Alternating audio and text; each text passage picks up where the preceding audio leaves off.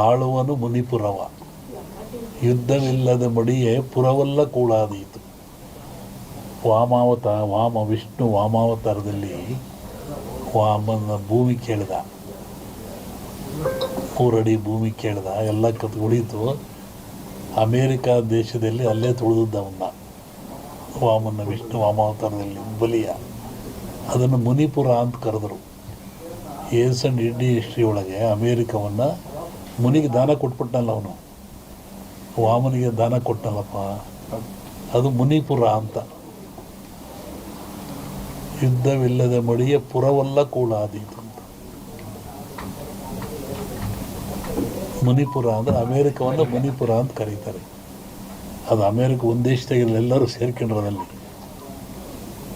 ಶ್ರಾವಣದ ಮೇಲೆ ಹೇಳ್ತೀನಿ ಅದ್ರ ಬಗ್ಗೆ. ಹೇಳಿದ್ದೀನಿ, ಇನ್ನೂ ನೋಡ್ತಿರ್ಬೇಕಾರೆ. ಹಿಂದೆಲ್ಲ ಹೇಳಿದ್ನಲ್ಲ, ಮೊನ್ನೆ ಹೇಳಿದ, ಕೆಲವು ಮುಳುಗ್ತವೆ ದೇಶಗಳು, ಕೆಲವು ಹೇಳ್ತವೆ, ಹೊಸ ರಾಜ್ಯಗಳು ಉತ್ಪತ್ತಿ ಆಗ್ತವೆ ಅಂತ ಮೊನ್ನೆ ಹೇಳಿದ್ನಲ್ಲ. ಮತ್ತು ಮದ್ದಿಲ್ಲದ ಕಾಯಿಲೆ ಬರುತ್ತೆ, 5 ವರ್ಷ ಇರುತ್ತೆ ಕಾಯಿಲೆ ಅದು. ಮತ್ತು ಕೊರೋನಾ ಬಂತು, ಇದು ಇನ್ನೊಂದು ರೂಪವನ್ನು ತಾಳುತ್ತೆ.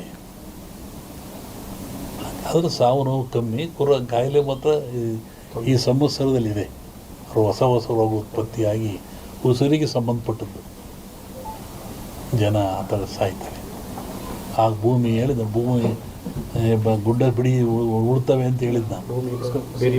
ಬೆರೆಯುತ್ತೆ, ಉಳುತ್ತವೆ, ಸಮುದ್ರ ಜಲಬಾಧೆ, ಜನ ಸಾಯ್ತಾರೆ ಮೊನ್ನೆ ಹೇಳಿದ್ನಲ್ಲ. ಹೇಳಿ. ಸಚಿವರು ಭೇಟಿ ಕೊಟ್ಟವರು, ಕೇಂದ್ರ ಸಚಿವರಾದ್ಮೇಲೆ ಅವರು ಸೋಮಣ್ಣವರು ಸುಮಾರು 30-40 ವರ್ಷಗಳಿಂದ ಇಲ್ಲಿಗೆ ಬರ್ತಾ ಇದ್ದಾರೆ. ಅವರು ಏನು ಅಧಿಕಾರದಲ್ಲೇ ಇದ್ದಾಗ, ಜನತಾ ಬಜಾರ್ನಲ್ಲಿ ಕೆಲಸ ಮಾಡ್ತಿದ್ದಾಗ ಇಲ್ಲೇ ಬಂದು ಉಳ್ಕೊಂಡು ಹೋಗ್ತಾಯಿದ್ರು. ಅವಾಗಿನಿಂದ ಮಠದ ಮೇಲೆ ಭಕ್ತಿಯಿಂದ ನಡ್ಕೊಳ್ತಾ ಇದ್ದಾರೆ. ಮೊನ್ನೆ ತುಮಕೂರ ಗೆದ್ದೆ ಮಂತ್ರಿ ಆದೇ ಬರೋಕ್ಕಾಗಿಲ್ಲ, ಮಠಕ್ಕೆ ಬರ್ತೀನಿ ಅಂತವ್ರು ಅದನ್ನೇ ಬಂದರು. ಈಗಲೂ ಅದನ್ನೇ ಹೇಳ್ತಾಯಿದ್ರು, ನಾನು ಜೀವನದಲ್ಲಿ ಮಠ ಬರ್ತಿಲ್ಲ, ಏನಾರ ಅನ್ನ ತಿಂದು ಇಲ್ಲಿಂದ ನಾನು ಭಕ್ತ ಬಂದು, ನಾನು ಭಕ್ತಿಯಿಂದ ಬಂದಿದ್ದೀನಿ, ಮಂತ್ರಿಯಾಗಿ ಬಂದಿಲ್ಲ, ಶಿಷ್ಯನಾಗಿ ಬಂದಿದ್ದೀನಿ ಅಂತ ಹೇಳಿದರು. ಹಂಗೆ ಅವ್ರು ಒಳ್ಳೆಯದಾಗಲಿ, ಯಶಸ್ಸಾಗಲಿ ಅಂತ ಹಾರೈಸ್ತೀವಿ. ಸಂಕ್ರಾಂತಿ ಕಳೆದ ಮೇಲೆ ಒಂದು ಯೋಗ ಇದ್ದಂಗೆ ಕಾಣಿದೆ. ಇವರಿಗೆ ಅಂತಲ್ಲ, ರಾಜ್ಯ ಮಟ್ಟದಲ್ಲಿ ಒಂದು ಉನ್ನತ ಯೋಗ ಅವಕಾಶ ಇದೆ. ಹೋಗಿದ್ದಾರಲ್ಲ, ಅದು ರಾಜ್ಯದ ಮಟ್ಟದ್ದು. ನಿಮ್ಮ ರಾಜ್ಯದ ಮಟ್ಟಕ್ಕೆ ಸಂಕ್ರಾಂತಿ ಮೇಲೆ ರಾಜಕೀಯ ವಿಪ್ಲವ ಆಗೋ ಲಕ್ಷಣ ಇದೆ. ನಾನು ಮೊದಲೇ ಹೇಳಿದ್ದು, ಯುದ್ಧಗಳಾಗ್ತದೆ, ಜಲಪ್ರಳಯವಾಗ್ತದೆ, ವಾಯುಪ್ರಳಯ ಆಗ್ತದೆ, ಭೂಪ್ರಳಯವಾಗ್ತದೆ, ಎಲ್ಲ ಜನ ಸಾಯ್ತಾರೆ, ಆಕ್ರಮಣ ಹೆಚ್ಚಾಗ್ತವೆ, ಮೇಘ ಸ್ಫೋಟ ಆಗ್ತದೆ ಅಂತ ಹೇಳಿದ್ದೆ ನಾನು. ಇನ್ನೂ ಒಂದು ಮೇಘ ಸ್ಫೋಟ ಆಗೋದಿದೆ, ಊಹಿಸಲಾರದ ಒಂದು ದುಃಖ ಈ ಭಾರತಕ್ಕೆ ಬರ್ತದೆ. ಪ್ರಕೃತಿದತ್ತವಾಗಿ ಆಗ್ತದೆ ಮೇಘ ಸ್ಫೋಟ. ಅದನ್ನು ಹೇಳಿದ್ನಲ್ಲ, ಮನೆಯಲ್ಲೂ ಹೇಳಿದ್ದೆ ನಾನು ಮನೆಯಲ್ಲಿ. ಒಟ್ಟಿಗೆ ಜನಜೀವನ ಅಸ್ಥಿರ, ಯಾವಾಗ ಮನೆಗೆ ಬರ್ತಾನೆ ಹೋಗ್ತಾನೆ ಅಂತ ಹೇಳೋದು ಕಷ್ಟ. ಅಸ್ಥಿರ ಇನ್ನೂ ಜಾಸ್ತಿ ಆಗ್ತದೆ. ಅದರಲ್ಲಿ ಅರಸನಾಲಯಕ್ಕೆ ಕಾರ್ಮೋಡ ಕವಿದೀತು. ಅದು ರಾಜ್ಯಕ್ಕೂ ಇದೆ, ಸೆಂಟ್ರಲ್ಗೂ ಇದೆ. ಹಿಂದೆ ಹೇಳಿದ್ದು 2-3 ಜನ ಪ್ರೈಮ್ ಮಿನಿಸ್ಟರ್ ಕೊಲೆ ಆಗ್ತಾರೆ, ಸಾಯ್ತಾರೆ ಅಂತ, ಅದು ಆಗ್ತದೆ. ಸಂವತ್ಸರ ಪರದಲ್ಲಿ ಕಷ್ಟ, ಬಡ ಲಕ್ಷಣ. ದ್ವೇಷ, ಅಸೂಯೆ, ಈ ಮಧ್ಯೆ 1-2 ಬಲಿ ಆಗ್ತಾರೆ. ಹೇಳಿದ್ದಲ್ಲ, ಸಂಕ್ರಾಂತಿ ಮೇಲೆ ವಿಪ್ಲವ ಆಗೋ ಲಕ್ಷಣ ಇದೆ. ಇಲ್ಲ ಸರ್, ಸಿದ್ದರಾಮಯ್ಯಗೆ ತೊಂದರೆ ಇಲ್ಲ, ಮೂಡ ಬರುತ್ತೆ, ಮೂಡ ಹೋಗುತ್ತೆ ಅಷ್ಟೇ. ಏನು ಆಶೀರ್ವಾದ ಬಂದಿಲ್ಲ, ಆಶೀರ್ವಾದ ಆಗಿತ್ತಲ್ಲ. ಹೇಳಿದ್ನಲ್ಲ, ಜಲಕಂಟಕ ಇದೆ, ಎಲ್ಲ ಡ್ಯಾಮ್ಗಳು ತುಂಬ್ತವೆ ಅಂತ ಹೇಳಿದ್ದೆ ನಾನು. ಇದೆಲ್ಲ ನಡೆದಲ್ಲಿ ಹೇಳಿದ 20-25 ದಿವಸ ಧಾರವಾಡದಲ್ಲಿ ಹೇಳಿದ್ದು ನಾನು. ಇದು ನಡೆದಿರೋದೆಲ್ಲ ಮುಂದೆಲ್ಲ ಅದೇ ಅನಿಷ್ಟ ಜಾಸ್ತಿ. ಆಮೇಲೆ ಕರ್ನಾಟಕ ಪೊಲಿಟಿಕ್ಸು, ಒಬ್ಬ ಸನ್ಯಾಸಿ ತಪಸ್ಸಿ ಕೂತಿದ್ದಂತೆ. ಒಬ್ಬ ಬೇಡ ಒಂದು ಜಿಂಕೆ ಉಡಿಸ್ಕೊಂಬಂದಂತೆ ಕೊಲ್ಲಕ್ಕೆ ಅಂತ. ಅವನ ಮುಂದೆ ಹೋಯ್ತಂಥದ್ದು ಜಿಂಕೆ. ಅವನು ಬೇಡ ಬಂದ, ಏನು ಸ್ವಾಮಿ ಇಲ್ಲಿ ಜಿಂಕೆ ಓತ ಅಂತ ಕೇಳಿದ. ಇವನು ಹೇಳಿ ಕೇಳಿ ಸನ್ಯಾಸಿ. ಅವನಂದ ಈ ಓತು ಅಂತ ಹೇಳ್ಬಿಟ್ರೆ ಕೊಂದು ಬಿಡ್ತಾನೆ. ಆ ಕೊಂದು ಪಾಪ ನನಗೆ ಬಂದುಬಿಡುತ್ತೆ. ಇಲ್ಲ ಅಂತ ಹೇಳಿದ್ರೆ ಸುಳ್ಳು ಹೇಳಿದ ಪಾಪನೂ ಬರುತ್ತೆ ನನಗೆ. ಏನು ಮಾಡೋದು ಅಂತ ಯೋಚನೆ ಮಾಡಿದ್ದಂತ.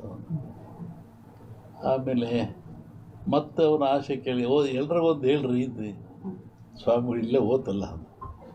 ಅದಕ್ಕೆ ಅವನು ಸನ್ಯಾಸಿ ಹೇಳಿದಂತೆ, ಯಾವುದು ನೋಡ್ತು ಅದಕ್ಕೆ ಮಾತಾಡೋಕ್ಕೆ ಬರಲ್ಲ, ಯಾವುದು ಮಾತಾಡುತ್ತೋ ಅದು ನೋಡಲಿಲ್ಲ, ಏನು ಮಾಡಪ್ಪ ನಾನು. ಕಣ್ಣು ನೋಡ್ತು, ನಿನಗೆ ಕಣ್ಣೇ ಹೇಳಬೇಕು ಓತು ಅಂತ, ಅದು ಮಾತಾಡಲ್ಲ. ಆದರೆ ನ್ಯಾಲಿಗೆ ಮಾತಾಡುತ್ತೆ, ಅದು ನೋಡಲಿಲ್ಲ, ನಾನೇನು ಮಾಡೋಣ ಅಂತ.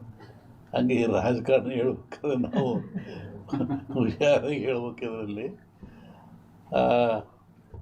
ಇನ್ನೂ ಒಂದು ಹೇಳಿದ್ದು ನಾನು 20 ಹಿಂದೆ ಮಹಾಭಾರತ ಒಂದು ಸನ್ನಿವೇಶ ತಗೊಂಡು ವೀರನಾಗಿರ್ತಕ್ಕಂಥ ಅಭಿಮನ್ಯುವನ್ನು ಕರ್ಣ ಎಲ್ಲ ಸೇರಿ ಆ ಬಿಲ್ಲಿನ ದಾನವನ್ನು ಕಟ್ಟು ಮಾಡಿ ಅವನು ಮೋಸದಲ್ಲಿ ಕೊಲ್ತಾರೆ ಅಂತ.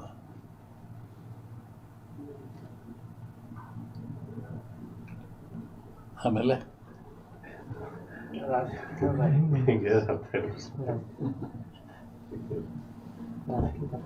ಸಂಸತ್ನಲ್ಲಿ ಅದನ್ನ ಅಂದಾರಲ್ಲ, ರಾಹುಲ್ ಗಾಂಧಿ ಅದನ್ನ ಅಂದಾರಲ್ಲ ಸಂಸತ್ನಲ್ಲಿ. ರಾಷ್ಟ್ರ ರಾಜಕಾರಣದ ಬಗ್ಗೆ ಹೇಳೋದಾದ್ರೆ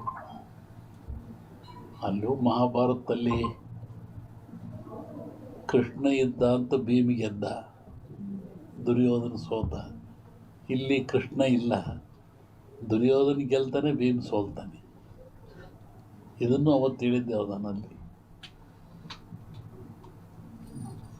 ಕರ್ನಾಟಕ ರಾಜ್ಯದ ಮುಖ್ಯಮಂತ್ರಿಗಳ ಬದಲಾವಣೆ ಆಗೈತೆ, ಅದು ಸಮಯ CM ಬದಲಾವಣೆ ಆಗೈತೆ. ಈಗ ಹೇಳಿದ್ನಲ್ಲಿ ಅಭಿಮನ್ಯುವನ್ನು ಮೋಸದಲ್ಲಿ ಕತ್ತರಿಸ್ತಾರೆ ಅಂತ. CM ಬದಲಾವಣೆ ಶುರು ಸದ್ಯಕ್ಕೆ ತೊಂದರೆ ಕಾಣ್ತಾ ಇಲ್ಲ. ಬಟ್ ಮುಂದೆ ತೊಂದರೆ ಇದೆ. ಹೇಳಿದ್ನಲ್ಲ ಸನ್ಯಾಸಿ ಕತೆ, ನಮ್ಮನ್ನು ಅಡ್ಡಾಡ್ದಾಗ ಮಾಡಿಬಿಡ್ತೀರ. ಆಮೇಲೆ ನನ್ನ ಪಾರ್ಲಿಮೆಂಟ್ ಅಂತ ಕೇಳಿರು ಧಾರವಾಡದಲ್ಲಿ ವರ್ಷದಿಂದ, ನಮ್ಮ ಊರಿಗೆ ಬಿಡ್ಸಲ್ಲಪ್ಪ ಹೇಳ್ಬಿಟ್ಟು ನಾನಿದನ್ನು. ಯಾಕೆಂದರೆ ಈಗ ಈ ಜನರು ಇದೆಲ್ಲವನ್ನ ಒಂದು ಮನಃಶಾಂತಿಯಿಂದ ತಗೊಳ್ತಾ ಇಲ್ಲ, ದ್ವೇಷ ಭಾವನೆಯಿಂದ ತಗೊಳ್ತಾ ಇದ್ದಾರೆ.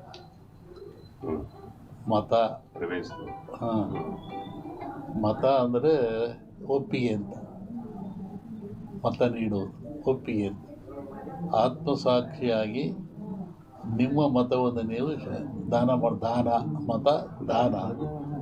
ದಾನ ಮಾಡ್ತಾ ಇಲ್ಲ, ಪರ್ಚೇಸ್ ಮಾಡ್ಕೊತ ಇದ್ದಾರೆ ಅವರು. ಹೀಗಾಗಿ ರಾಷ್ಟ್ರ, ರಾಜ್ಯ, ರಾಜಕೀಯ ಯಾವಾಗ ಎಲ್ಲಿವರೆಗೂ ನೀವು ಕೂಡ ಮತ ಪರ್ಚೇಸ್ ಆಗುತ್ತೆ ಅಲ್ಲಿವರೆಗೂ ಲಾಭ ನಷ್ಟ ಇರೋದೆ. ಲಾಭ ನಷ್ಟ